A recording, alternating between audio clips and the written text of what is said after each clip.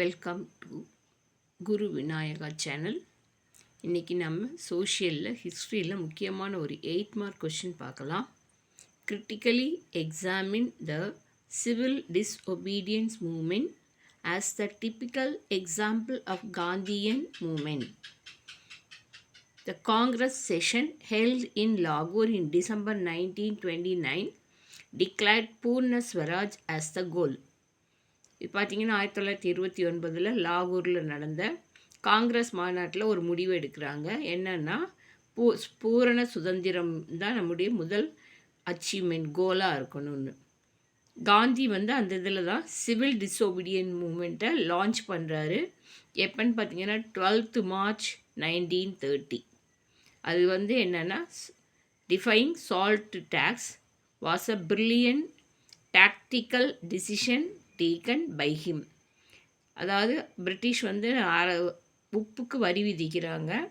உப்பு தானாக கடல்லேருந்து கிடைக்கக்கூடிய அது எதுக்கு வரி, அதை தடுக்கணும் அப்படிங்கிறதுக்காக 1930 இந்த சிவில் சட்ட மறுப்பு இயக்கம், ஒரு சட்டத்தை மறுக்கிறது, அந்த இதை லான்ச் பண்ணுறாரு 12th March 1930. அதில் சால்ட்டு டேக்ஸ் தான் மெயின். அந்த டெசிஷன் எடுக்கிறாங்க.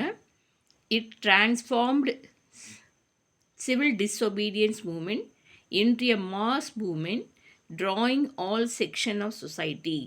சாதாரண உப்புக்கு வரி விதிக்கிறதா அப்படின்னு அதை ஆரம்பிக்கும் போது எல்லா மக்களும் அந்த இதில் பார்ட்டிசிபேட் பண்ணுறாங்க. It transformed into CDM, civil disobedience movement into a mass moment.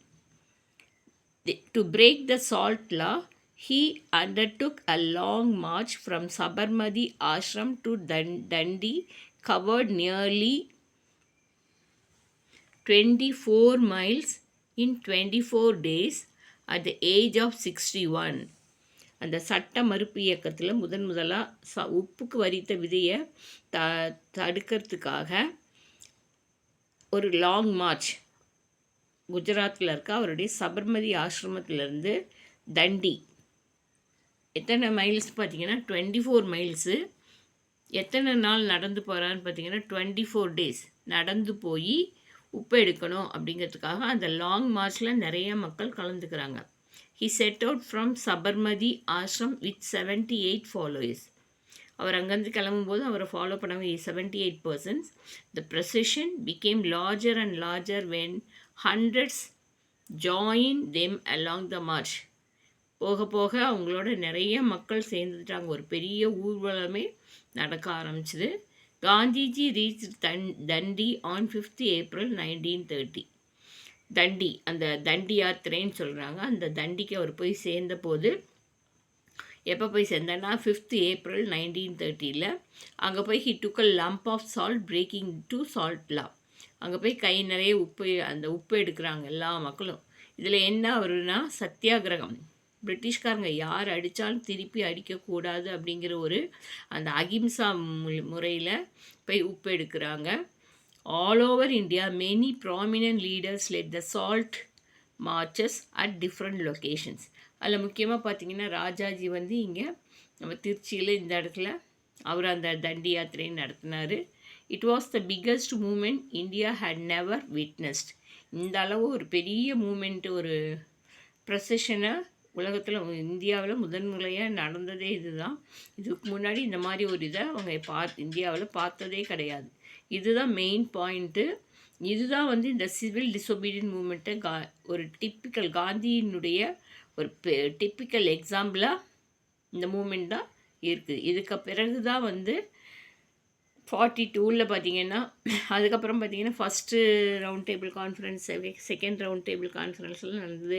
1942 வெள்ளையனை வெளியேறு இயக்கம் ஆரம்பித்து அதற்கு பிறகு தான் நம்ம இந்தியாவுக்கு மவுண்ட் பேட்டன் வராரு. அப்புறம் கொஞ்சம் கொஞ்சமாக நம்ம இந்தியாவுக்கு சுதந்திரம் கொடுக்கலாம் அப்படின்னு ஆரம்பிக்கிறாங்க. அதனால் அவருடைய காந்தியன் வாழ்க்கையில் இந்த சிவில் டிஸ்ஒபீடியன்ஸ் மூமெண்ட் அப்படிங்கிறது ஒரு முக்கியமானது. உப்புக்கு வரித்த விதியை தடுக்கிறதுக்காக உருவாக்கினது தான் இந்த இது ரொம்ப இம்பார்ட்டண்ட் கொஷின்.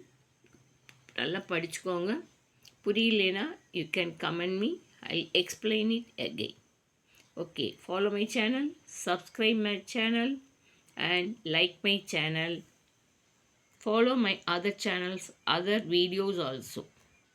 Bye.